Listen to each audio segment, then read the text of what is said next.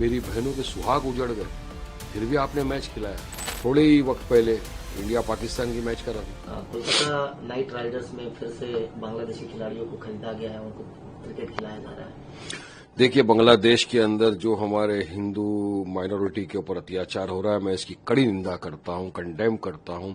किसी को भी कायदा कानून अपने हाथ में लेने का अधिकार नहीं है, और जो लोग इस तरह की घटनाओं को अंजाम दे रहे हैं, हम तो चाहेंगे कि बांग्लादेश की सरकार उनके खिलाफ कड़क कार्रवाई करे, उनको सजा दे।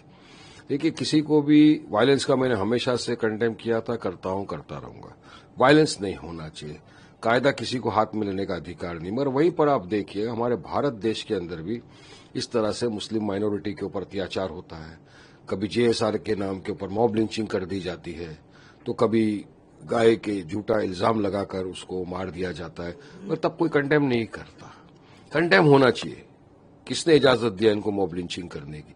किसी को इजाजत नहीं है कायदा कानून अपने हाथ में लेने की, मगर उस टाइम नहीं करता। और यही नहीं, इतना ही नहीं, अखलाक, जिसको यूपी के अंदर मॉब लिंचिंग करके मार दिया जाता है घोष के झूठे इल्जाम लगाकर, उसके जब जो दरिंदे कातिल जमानत पे बाहर आ जाते हैं, उनको फूलहार पहनाया जाता है, मिठाई खिलाई जाती है। इतना ही नहीं, जब योगी सरकार अब तो ये फैसला ले रहे हैं कि उनके ऊपर से केस हटा दिया जाए, तो आप मॉब लिंचिंग को बढ़ावा दे रहे हो ना। मॉब लिंचिंग को बढ़ावा क्यों देना चाहते हो आप? तो हम तो कंडेम करते हैं।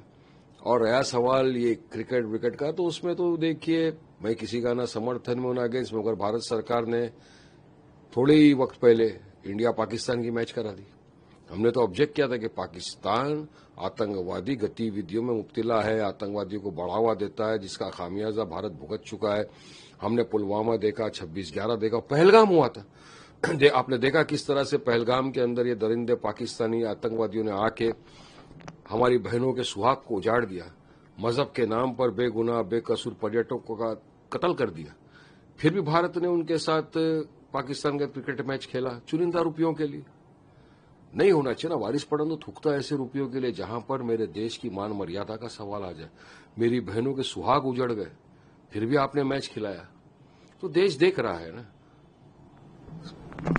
हमने देखा है कि बीएमसी चुनाव को लेकर के अब यूबीटी की तरफ से जो प्रचार प्रसार किया जा रहा है, तो उनके प्रचार प्रसार का तरीका जो है एक प्रॉपर लैंग्वेज में हो रहा है, उर्दू में प्रचार किया जा रहा है।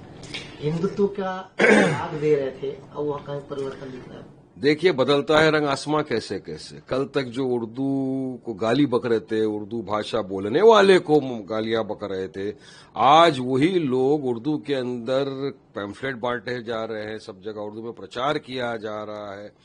तो मैं तो सवाल करूंगा राज ठाकरे से कि वो तो बोल रहे थे कि भाई मराठी ही बोलना चाहिए, मराठी मानूस करना चाहिए। मराठी की मैं बहुत इज्जत करता हूं, मैं तो मुंबई करूं, मैं तो मराठी बोलता भी हूं। पर अब आप क्या एक्शन लेंगे इनके खिलाफ? जो भाषा के नाम पर आप बेगुनाह बेकसूरों को रास्ते पे रोक रोक के आपके गुंडे मारते थे, अब इनके खिलाफ क्या आप कार्रवाई करेंगे?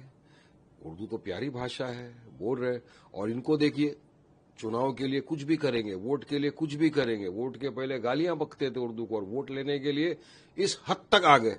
मतलब जनता देख रही है महाराष्ट्र की कि क्या हो रहा है। अब डेवलपमेंट विकास का तो कोई मुद्दा बचा नहीं है, पोलराइज करना है, और अब इस तरह उर्दू का सहारा लेके वोट मांगने निकल पड़े। जवाब मिलेगा। For more of such videos, do like, share and subscribe to ET Now Swadesh.